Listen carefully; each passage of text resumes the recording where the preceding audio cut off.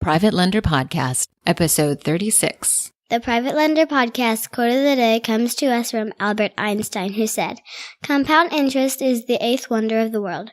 He who understands it earns it. He who doesn't pays it." This is the Private Lender Podcast, the show that shares practical advice and know-how for new and seasoned lenders. From private mortgages on single-family houses to joint ventures on commercial projects and beyond. Discover details about investment vehicles that you won't find at your local bank or online broker. Listen and learn from private lenders and real estate investors, as well as from professionals and entrepreneurs, as they share the details, strategies, and the insight that allows for successful and prosperous lending. Now, get ready to increase your ROI. Here's your host, Keith Baker. Greetings to you, Lender Nation, and to the ever-growing tribe of lenders. Welcome to the Private Lender Podcast, the only podcast dedicated to teaching people how to become private lenders, the most passive form of real estate investing there is, but also dedicated to teaching private lenders how to mitigate risk and increase their yields. My name is Keith Baker, and you're listening to episode number 36. This episode will go live on September 3rd, 2018, which will be Labor Day in the United States. So I thought I'd take a moment and to look back and actually look up the meaning of Labor Day. I always thought it was just a telethon day growing up, but it's for the American worker. So I Googled, and according to the U.S. Department of Labor, Labor Day, the first Monday in September, is a creation of the labor movement and is dedicated to the social and economic achievements of American workers. It constitutes a yearly national tribute to the contribution workers have made to the strength, prosperity, and the well-being of our country. And that's a direct quote from the U.S. Department of Labor's website. Our labor is how we derive our money. We trade time for money, whether we're paid by the hour, or we trade our physical labor and toil, or if, in the case of, say, an attorney, their knowledge of the law. But labor is how we derive our currency and our money, our wealth, or material wealth, I should say. Whether you turn a wrench or a typewriter, well, that's a little dated, but or whether you push a mop or a pencil, or, whether you hit the road and skies or whether you stand guard, we all do something in exchange for money. And this led me to start thinking about one of my favorite books that I've ever read, Ancient Wisdom on Creating Wealth and Becoming materially rich anyway, but also a touch on the spiritual side, and that is a book called The Richest Man in Babylon. But before I run down this week's rabbit hole, I'd like to first thank our sponsor. 713 RIA invites you to come out and experience one of the fastest growing RIA groups in the greater Houston area. The goal of 713 RIA is to provide quality information to every level of investor. The organizers Landon Rothstein and Ray Sasser have found that no matter where you are in the investing process, those investors who effectively network are far more successful than those who don't. And 713 RIA is geared to help you both get the information you need and provide the networking that will propel your investing. For more information, please visit 713RIA.com. That's 713REIA.com. All right, and as always, I'd like to thank Landon and Ray for their continued support. And if you have a moment, you got to check out 713 RIA.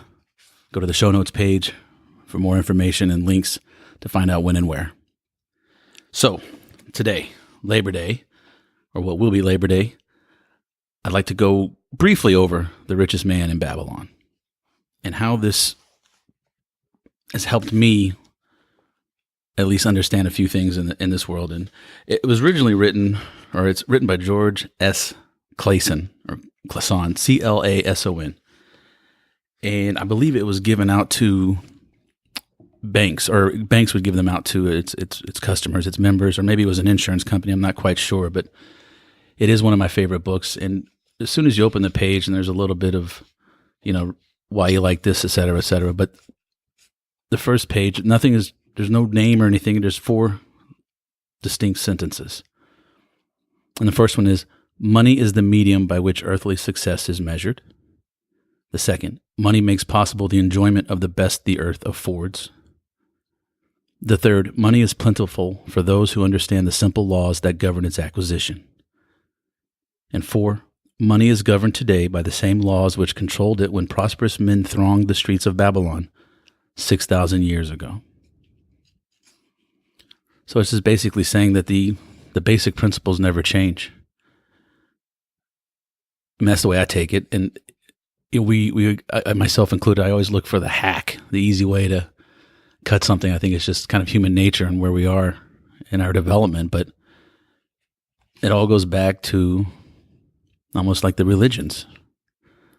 Being a good person, the core of being a good person doesn't change. The core of making money and making it work for you doesn't change, no matter how fancy technology gets. So it's good to reflect back upon this and in this kind of thinking. So I turn the page before the title page, and it says, "Lo, money is plentiful for those who understand the simple rules of its acquisition."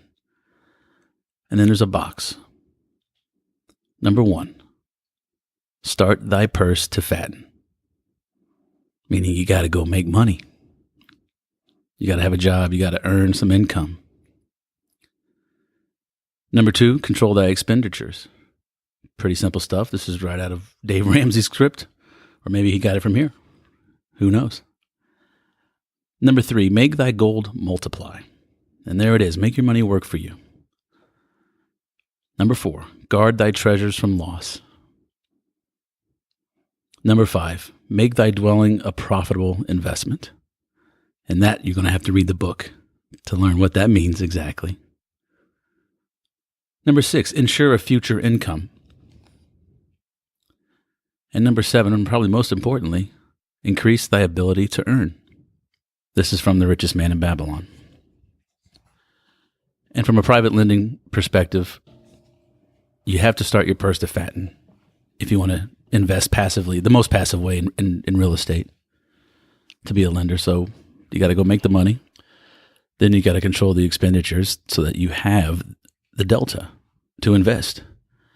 And you make thy gold multiply. You take that delta to multiply. And this is where it really ties into private lending, I think, quite a bit. You become a lender to make thy gold multiply, which is, again, better than the savings accounts and whatnot. Interest rates are so low at the banks that prime is really yielding nothing. Or let's scratch that. It has nothing to do with prime. Interest rates are so low that if you keep your money in the bank, you're not even making inflation. So you're actually losing money. And when you make thy gold multiply, the book talks about going to experts, basically. You don't go to your cousin who sells carpets in order to make a diamond deal. You go to the guy who deals with gyms. And so that's the same thing with private lending. You go to the real estate investors, the people who do it on a daily basis, who quote unquote know what they're doing to help guard thy treasures from loss. And the other beautiful thing about the lending is the insurance policies, which we'll get into. But to protect that investment, protect that in property that is backing your investment. Again, to make thy dwelling a profitable investment. Back to the Dave Ramsey thing, living below your means, but it's a very interesting bit. Number 5.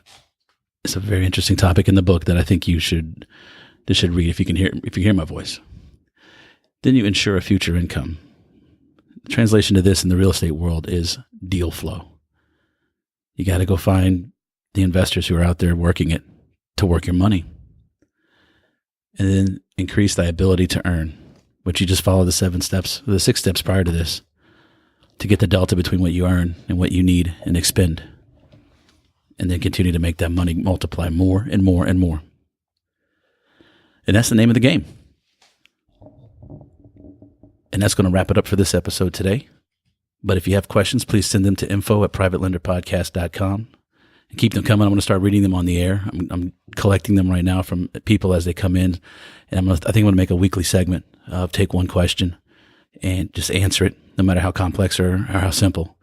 So info@privatelender.com. Just send me those questions. And if you're looking for a place to put your money to work, or you're looking to meet investors or private lenders, you can also email me at info@privatelender.com. And I'll be more than happy to talk to you for a few minutes, see what your investing criteria are, and see if I can't put you in touch with somebody whose criteria are in alignment with yours. So, again, that's info@privatelenderpodcast.com. Questions or possible deals. Well, Well, thanks so much for listening. I wish you guys happy and prosperous lending and investing, and I'll catch you on the next episode. Thanks so much for listening to this episode of Private Lender Podcast with your host, Heath Baker. For more great content and to stay up to date, visit privatelenderpodcast.com. If you enjoyed today's episode, please rate and review, and we'll catch you next time.